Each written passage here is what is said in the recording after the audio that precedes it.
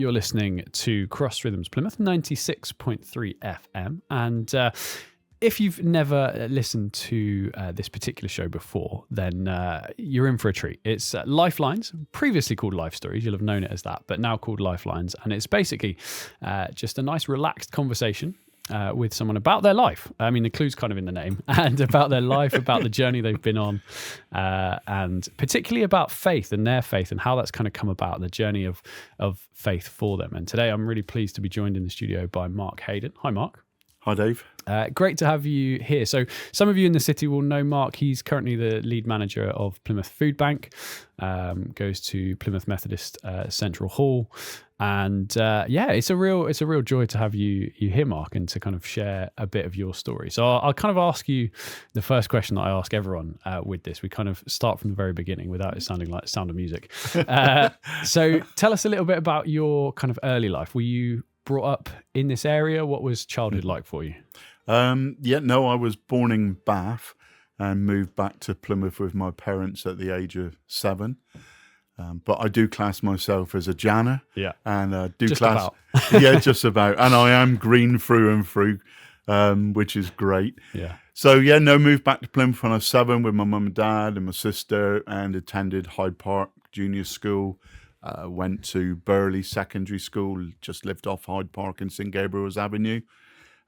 So most of my life, being 62 now, has been spent in or around Plymouth. Yeah, great. Had family all over Plymouth, grandparents, aunties and uncles. So yeah, love it. So very much, as you say, sort of Plymouth through and through, and kind of many of your years in this area growing up. So what was your family makeup? Did you live with mum, dad, brothers, sisters? What was that like? Lived with my mum and dad and with my sister. I was the oldest one of the two of us, and grew up in and around Plymouth. Yeah. And all grandparents were in Plymouth, and aunties and uncles and cousins. So it was quite a large family. Yeah. And would see people in and out. Yeah, great. And so obviously a big part of Lifelines is to talk about kind of faith. So was faith something that was present in your upbringing? Was it something that kind of like your parents held to? What was that like in your upbringing? Yes.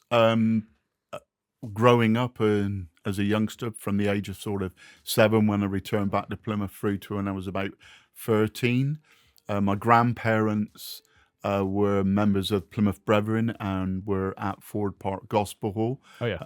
My other grandparents were part of Plymouth Stock Chapel as well. So that was very much within the family and very much within our heritage.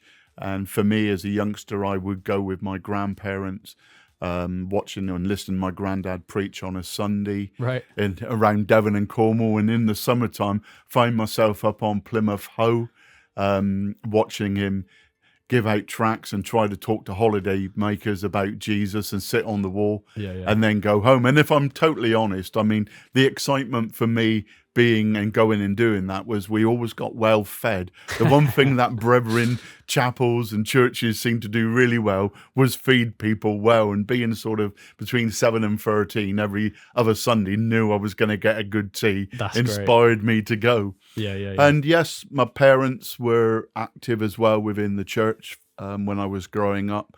But for me and the wider family, when we got to around the age of 13, 14, we sort of drifted away from church. Yeah. And I really didn't encounter church again until I was about 23. Okay. So in some ways it was kind of like sort of like a family cultural thing more than maybe like a personal connection with faith for yourself. It was sort of just like, this is the done thing that the family did. And as you say, like parents, and therefore you kind of drifted away through teenage years rather than it be something super personal for you in those early stages. Absolutely. It very much was. Yeah. And so tell us then how things developed for you. You said you kind of got back connected with church at 23. I know off air you've said that you had a kind of early encounter through some books and things, and encountered and found Jesus for yourself to an extent in the sort of 1980s. Tell us a bit about that. Yep. Yeah. No, it was a 1987. I remember the day well. It was a Monday as well. But prior to that, my mum and dad had separated and divorced, and my dad had got remarried and was now active at Mutley Baptist Church at the time. And Christmas came up and they asked me what I wanted as a Christmas present. And I said to them I'd like Lester Piggott's autobiography because I was into horse racing at the time. And I wasn't sure whether they were going to get it for me or not being Christians, but bless their hearts, they got me this autobiography of Lester Piggott. But also in the parcel was a book called Hell's Angels. Right. And I thought, this is really strange. Why have they given me this book called Hell's Angels? Yeah. And it was about a guy called Brian Greenaway. So Christmas came, Christmas went, and then when we got into the new year, I sort of picked it up, started to read it, and it was like, wow, this is really interesting. Right. That there's this guy who has had a very, very violent upbringing, who's, faced many abuses, etc. in his life, has ended up in prison in Dartmoor, as it happened to be. Wow. And has found Jesus. Right. And I'm reading it and it's just playing more and more and making me think more and more. And I finished the book within about 2 days. Wow. 3 days at the most, which is unusual for me because I'm dyslexic right. as well. Wow. So reading was never my strong point. Mm-hmm. And it went on for about a week. And then I remember it was a Monday evening and my then wife at the time had gone out that night, and I'd finished watching Coronation Street, as you do back in those days, and just sat in my living room in Keam and thought to myself, I need to read the Bible. Why do I want to read a Bible? And I went upstairs into the spare room, and like a lot of people, there was a Bible on the shelf. It was a Good News Bible. Sure. You don't throw it in the bin because you think if you do, God's going to strike you down or something bad's going to happen. So and I remember taking it downstairs, sitting in the front room. I opened it, and there was a bookmark in there, and the bookmark said, "Behold, I stand at the door and knock." And as true as we are here today, Dave, the only way I can express it was that everything in that room just stopped. It was as time stopped. And I just felt this enormous peace that I'd never felt before. Wow. And it just consumed me. And I just found myself breaking down in tears. Wow. And sitting there in my living room crying. And that lasted for about half an hour, 45 minutes. And once I'd finished crying and reading this passage in the Bible on this bookmark, it's like, wow, something's happened here that I have no explanation for. Yeah. I have the Bible in my hand. I know what happened to Brian Greenaway. Yeah. I've encountered God in my living room. And I've not been preached to. I've not been put under any pressure. And then I remember thinking, well, I'm going to tell my wife when she walks through the door. She's going to think I'm gone crazy. Yeah. And I remember going to bed and getting into bed and pretending to be asleep when she come home. And I never said anything for 2 days. But I was working in the dockyard at the time. And there was a guy in the dockyard who I knew was training to go into the Church of England. I went and had a chat with him and explained to him what had happened. He had explained to me what had happened. And that was my encounter. That was me coming to personal faith. Yes, sure. And then it was find a church. Yeah. And go from there. Yeah. Well, we'll stop for some music now and pick up the conversation with Mark after this. You're listening to Cross Rhythms Plymouth 96.3 FM, and this is Lifelines, previously known as Life Stories, essentially the same format, just a different name.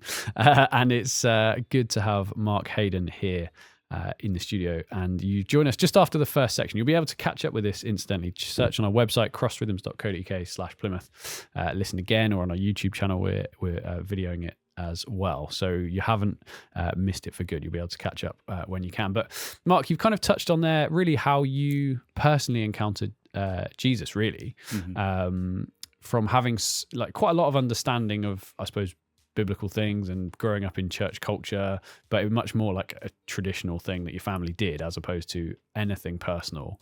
But I loved how you described that you, I suppose, felt like a desire to want to read the Bible, having read this person's testimony. Remind us of the name of the person in the book that you read at the time. The name of the guy was Brian Greenaway. Yeah. The actual book was called Hell's Angels at the time. Yeah. It's been renamed now as The Monster Within. Okay. But yes. So The Monster Within, Brian Greenaway, basically Brian Greenaway's story. So if any of you listening to this who heard that first section are intrigued, like you can go and find that yourself and have a read. But reading that, you were, I loved how you said you were kind of fascinated by his story, how he'd gone from such a dark place and being in prison and just all kinds of stuff going on in his life, to finding Jesus and encountering something of a presence of a person with him, that peace. But not only that, like you experienced that, like you literally said in your own house for half an hour, you encountered something that you couldn't explain and could only explain really having read that testimony that you were meeting Jesus for yourself too. Correct. That's exactly for me what happened, that personal encounter with Jesus, where before everything, as you rightly said, had been about family, had been about going to church and being part of that church, and then making a decision in my teenage years that this necessarily wasn't for me, but then actually reading and finding someone's testimony that intrigued me and seeing what Jesus had done in their life, and then encountering that on a personal level, just changed my whole viewpoint, changed my whole life, changed how I thought about things. I say that because unfortunately, or fortunately, it depends how you look at things. I mean, there are lessons in all of life, and there's one of the verses in the Bible that I look back on now where God says to each and every one of us, look, I will use all those things, for my good if you just love me and let me work in your life. It doesn't matter what's gone on in the past. I will use those, and that's part of my testimony, because for me, I went on a journey of 6 years of faith, and was actively involved in the local church, Mutley Baptist, within youth work, and enjoyed my time there. Even went with Brian Greenaway on mission to the Isle of Man, around the TT races and all of that, and saw people come to faith. But then started to hit a crisis in my own life 6 years into faith, and did not focus and push in on Jesus. Started to focus and push in on myself, which was my biggest mistake. At that time, and then started to throw myself back into work and into my career, and over a period of time, letting Jesus go.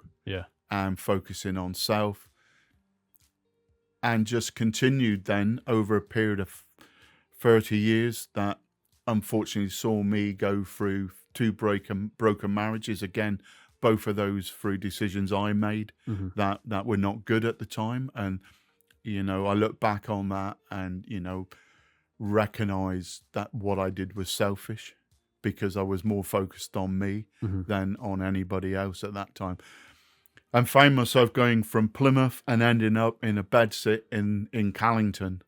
Over a 30-year period. Not just in a bedsit in Callington, but now in a bedsit in Callington where I was a functioning alcoholic. Had a gambling addiction that had cost me thousands and thousands of pounds. It cost me friendships. It cost me marriages. Was living in, like I say, this bedsit. Had a witch in one of the bedsits above me. Unfortunately, had drug addictions going on around me, and things have gone black, because in that 30-year span, I had a career within Parcel Force. I had my own football coaching business, holidays abroad, and life in all of its respects was good. But I was now being motivated by what Mark Haydon wanted, not what God really wanted for me. And that caused me to end up in that bedsit in Callington on my own. I mean, it's a really stark picture. Obviously, it's just how your life was, how it played out. It's really, there's a lot to kind of unpack there, I suppose, and talk about. But like, for most people listening to this, maybe if they've heard other Life Stories interviews when we've done these in the past, or just know other kind of Christian friends, when you hear what you said about like really encountering Jesus, encountering something that was real and tangible, you wouldn't expect the next thing to be, as you said, that like the next 3 decades were increasingly difficult, increasingly painful. And as you say, just, I suppose, we're all broken to one extent or another. Yeah. We've all got, we all need Jesus. We all need love. We all need support. We can't do it on our own. You just turning to yourself, as you say, turning to your own selfishness, and that getting worse and worse. Alcohol playing into that, gambling playing into that. It's not what a lot of people would expect. But I think also what's really amazing is that what happened later possibly isn't then what people would expect again, which we will come to very shortly. So we're going to stop for some more music and pick up the conversation with Mark after this. You're listening to Lifelines here on Cross Rhythms Plymouth, and I'm in conversation with Mark Haydon. Mark, it's been really interesting to talk with you. Kind of got to the point, I suppose, of like rock bottom might be the phrase to use, of where you were, from a life of like really encountering something of Jesus. One thing I wanted to touch on that is, there's lots of people nowadays, maybe people listening to this, who are searching for something more in life, searching for meaning, searching for something to kind of satisfy their longings, answers, like, and people looking into things spiritually and just experiencing something more. And I love how for you and for, I suppose, anyone I've interviewed, really, the faith they've come to is more than just like logic. It's more than just cerebral. It's something of an experience of Jesus, in which then the kind of, I suppose, reading of scripture and like understanding of faith makes sense. But it's all based on an experience, actually knowing God personally. And that was, and now is, the case for you. Yeah. But so that's kind of like an amazing part of where it started. So you had a real knowledge of Jesus. You had a real encounter with him. And you've talked about how your life then took its own turn. And one thing you've talked about there, which I wondered if you'd talk about on air, is sort of how you were the arbiter of your downfall in many ways. Like it was decisions you were making, going further and further away from the Jesus that you knew. That was really what had caused this spiral, wasn't it? Or that's at least how you see it now. Is that fair? Oh, absolutely. Very much so. When I sit here today and I look back over my life and I look at that period of time and I think, how can I go from what happened in that front room to now sat in the bedsit in Callington? And I'll come back to that bit in a minute, but just to draw the analysis, I'm sat there encountering Jesus, peace for the real peace, proper peace, for the first time. Now sat in this bedsit on or around the 9th of December, 11 years ago, with half my face smashed in because I've drunken too much, gone into a self-pity place, walked out of the bathroom, head-butted the wall, fell down two steps, hit the settee and knocked myself out. Wow. And woke up on the Saturday morning with the worst headache I've ever had. And then looked in the bathroom and half my face is just swollen and everything else. How have I gone from that to that? When I look back on it now, it is about self. And one of the things that Jesus has given me the ability to do is to recognize that actually it's not about condemnation. It's not about putting me down. It's not about putting me on a guilt trip. And while I went through those, it's about recognizing that actually we get the choice to make decisions.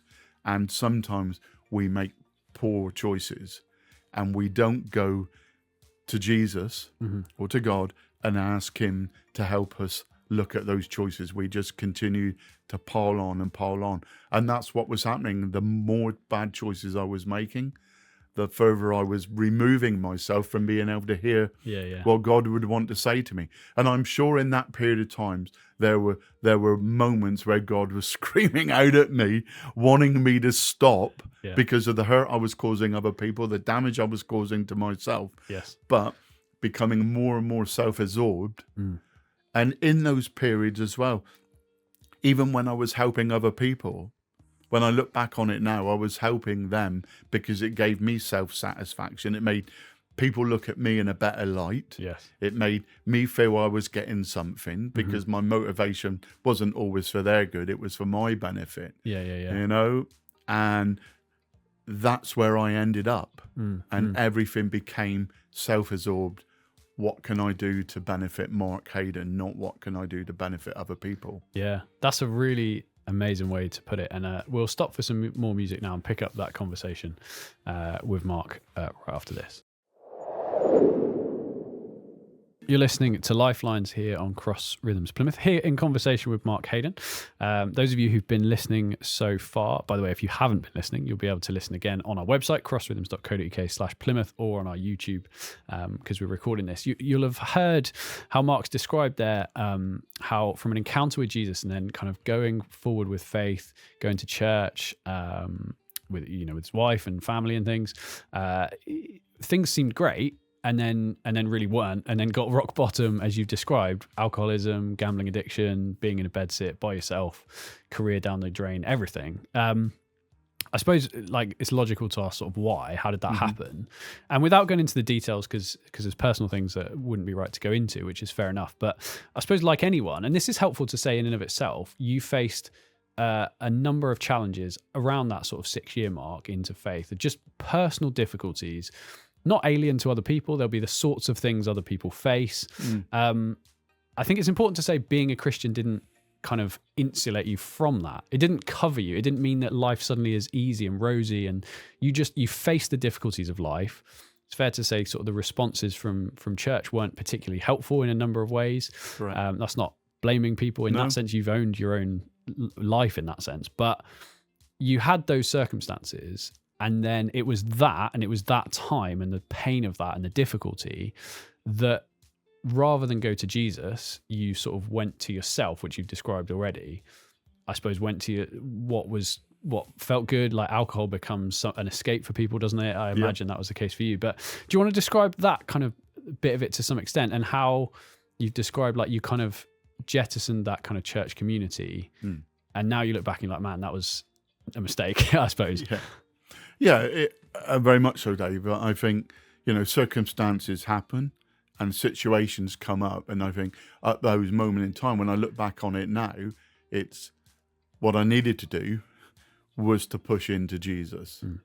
But because what was happening around within family life, where we were, what we were experiencing, how we were treated and the reaction to being treated at that time poorly, drove me to look after what I felt I needed to look after at that time, which was my family, albeit later down the line, I didn't do what I should have done. Yeah, sure. But that put us there, and you're right. I think for me, when I look back after those 6 years and experiencing what I experienced, I nowhere do I find in the Bible where God will say, if you become a Christian, everything is going to be okay. We can preach, forgive me going Christian-y a little bit, no, it's good. a self-centered gospel. Sure. And we can tell people about a self-centered gospel, which is, if you come to Jesus, everything will be all right. He'll fix all your problems. You won't have to worry about anything, and everything will be good. Now, the first thing I'll say is if you come to Jesus, he will be there with you and he will stand there with you. The gospel is not self-serving in respects. It's inviting you into relationship with Jesus where you grow from and become a better person. Yes. And you do that in friendship and in fellowship with him. What I didn't do was that. Yeah.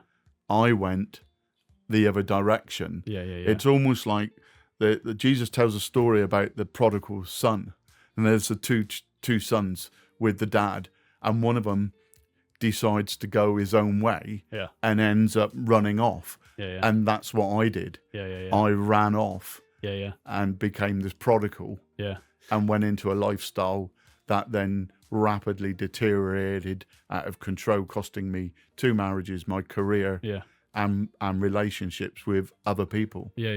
And something you touched on earlier. I mean, there's a lot there to touch on and to talk about. I wish we had kind of 2 hours, to be honest. But like one thing that you said earlier was sort of there were multiple points, I suppose, even in those early days. And it's understandable that you didn't cry out to Jesus for help in the sense that you'd received some difficulty in the relationship that you had from people in church. The way they treated you wasn't particularly great. Again, it's not making an excuse of it, but it's just to be honest about that. That was there. It was a reality.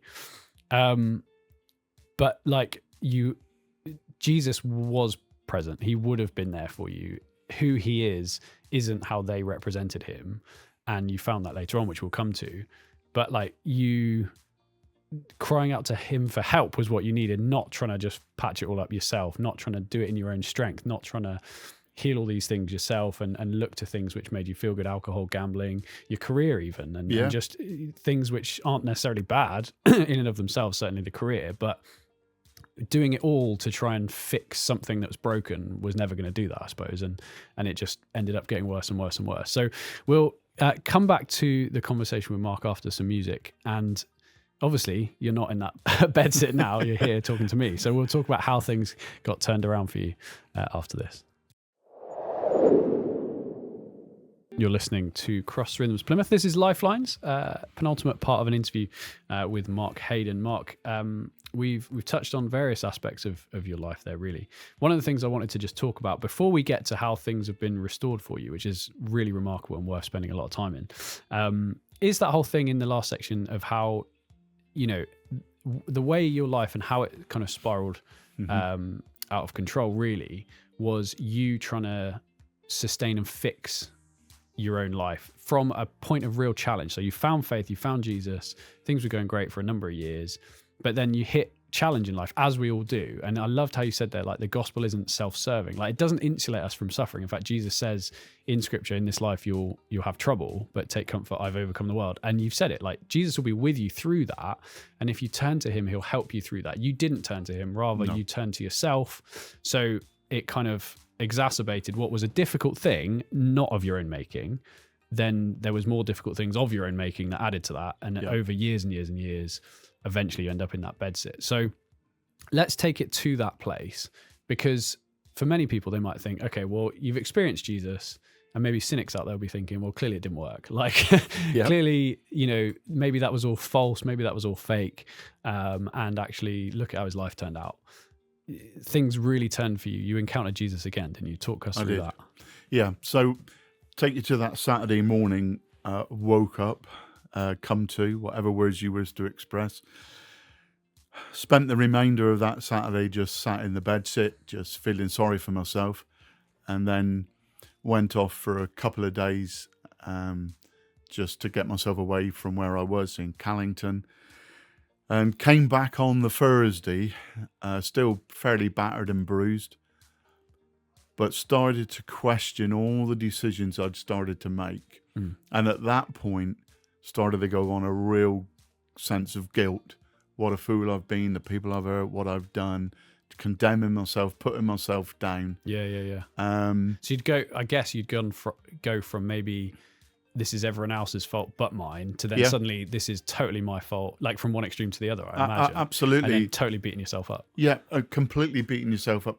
Through those 4 or 5 days from that Saturday to that Thursday, when I came back to Callington, there was that process of, you know, condemning yourself, then blaming somebody else, all of those emotions you're going through because you're starting to wake up.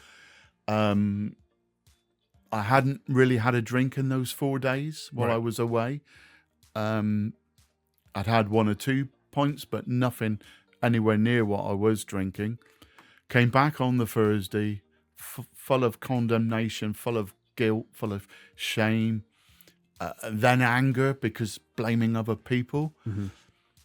But the one thing in the back of my mind, I remember that peace that I had experienced before. And I know, and people have challenged me on it and said, well, no, it's not true. It's the way the brain's wired and it's the way you are, etc., etc. And you can challenge me on that, and you can talk to me about anything and everything to do with Christian faith, theology, anything like that. The one thing you can't take from me is the fact that I did encounter Jesus. Yeah.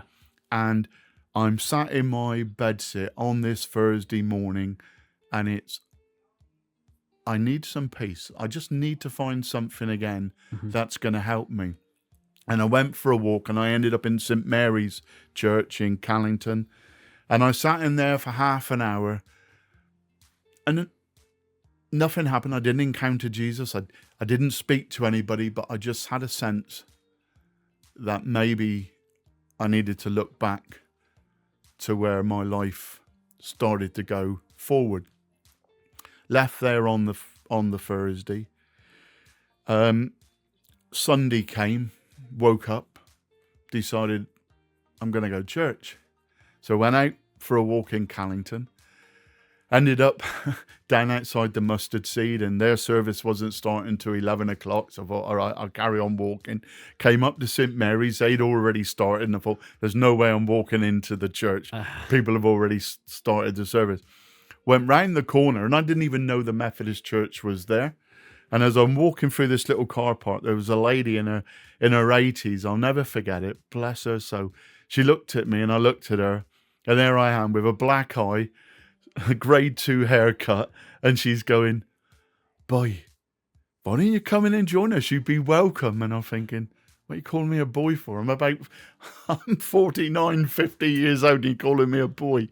But it was like, okay, I'll think about it. I walked down the road, and long story short, I came back, and I thought, I'll go in. Yeah. And I went in, and I sat at the back, and it was a traditional Methodist type service. There was no drums, guitars. It was one organist, and the congregation was an elderly congregation. But I sat there, I couldn't even tell you who preached, couldn't even tell you what he preached about, but it felt real. But the one thing that connected with me was after the service, people didn't flood over me, but they made me feel welcome. People said, hello, how are you? It's nice to see you. Please come again. Yeah. And I went away from there feeling that actually somebody did care and someone was interested in me. Yeah. I went into the Christmas period, did Christmas when I visited my parents, spent Christmas with them, came back, and now it's the 5th of January. And in between that period of time, New Year had come. And I remember going out New Year's Eve and ending up in Callington. I'd gone for a couple of beers because I was still drinking, and ended up in one of the local pubs in Callington called the Bow's Head. Ordered a pint, and I got halfway through this pint, looked at it and thought, I'm not sure I really want this. Went back to the bed sit, got into bed, and it was 11 o'clock at night, and went to sleep. 5th of January comes. It's a Sunday. Remember, I'm going to go to church. I went down to Callington Methodist Church, went into the service, sat there, and it was a communion service. And the preacher had been preaching about commitment, about recommitting yourself back to the Lord, beginning of a new year and all that.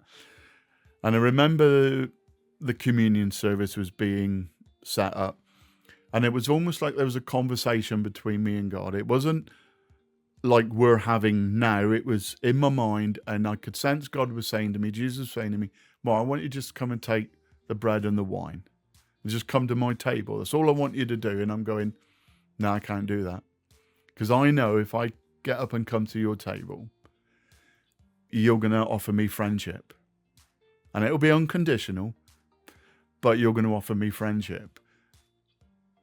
And I don't know if I can do that again, because I screwed up the last time, and I don't want to mess up again. I've made too many mistakes. And I sat there, and this conversation was going on in my head. And this guy got to me, Mervyn his name was, and he said, do you want to go up? And it was like, out of my seat, went forward, shared in the bread and the wine, came back to my seat, sat there. And they finished with singing, Be Thou My Vision. And at the time, I didn't have a clue what that was really. But I remember leaving that service, and I walked all the way back, or ran all the way back to my bedsit, got into my bedsit, locked the door, and wrote out, Be Thou My Vision. I got the words up on Google, wrote it out. The Monday came, I rang my boss. I was working part-time for a really nice guy, and explained to him what had happened, that he wasn't a Christian, but he understood, and he allowed me to take the week off apart from the Friday. I had to go in and do all the rubbish and all the bins on the Friday. Yeah. And I spent those next 4 days in my bedsit in Callington, just asking God what had gone wrong, where had things gone wrong, what did I need to do to help get things right again. And the most amazing thing was that Jesus said, nothing. Just come back as you are. Wow.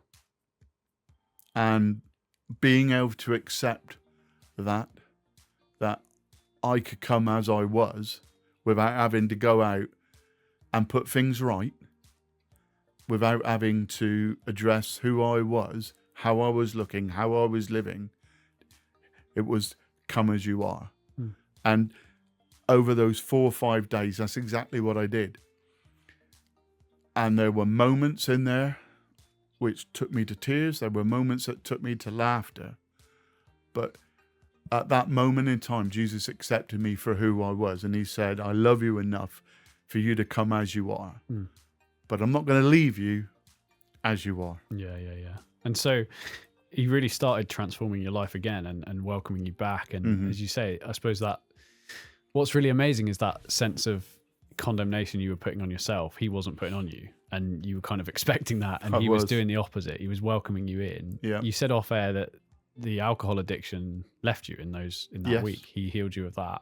So we're coming to a close. It's a shame to run out of time, really. I feel like we could talk for so much longer. But so tell us, like, in very brief, where you are now, because, you know, it really is a case that Jesus has touched your life back years ago. You went your own way, like you say, like a prodigal, and you came back. So where are you now, sort of 10 years from that recommitment? And what would you say to others maybe who find themselves in a similar place, having met Jesus and messing up? Sort of a couple of questions there. Okay. First and foremost, where am I now? I'm in a place where Jesus is restoring me and has restored me. He's allowed me to be in another marriage. And I'm married to an amazing, wonderful Christian lady called Zoe, and I am really blessed. He's allowed me to apologize to those who I hurt and made bad decisions around, and to restore friendships and relationships that I've had. What would I say to anybody that's found themselves drifted away, ran away, walked away, turned their back on God? We may turn our back on God, but God will never turn his back on us. There's a verse in the Bible that says, never will I leave you, never will I forsake you. And there's another verse that goes alongside that says, even when we're faithless, he remains faithful. And the story of the prodigal is not about the son. Let's not glamorize the mistakes we make. It's about the love of the Father who every day came looking for his son. Every day got down on his knees and prayed for his son.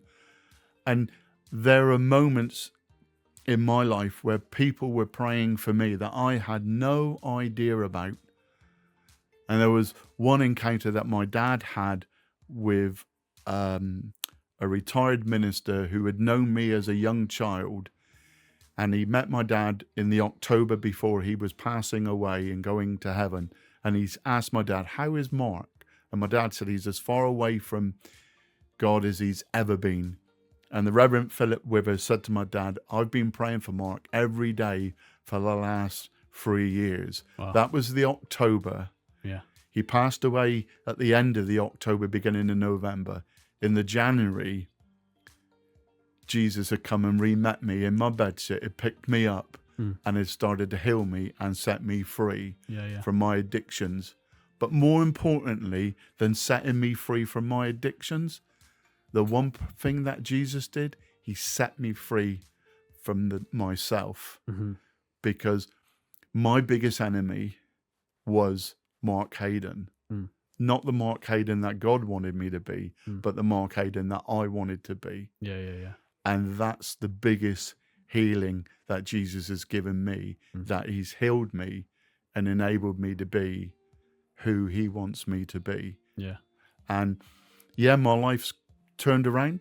I'm still learning. I'm still growing. Yeah. He's brought incredible people into my life and have journeyed with me.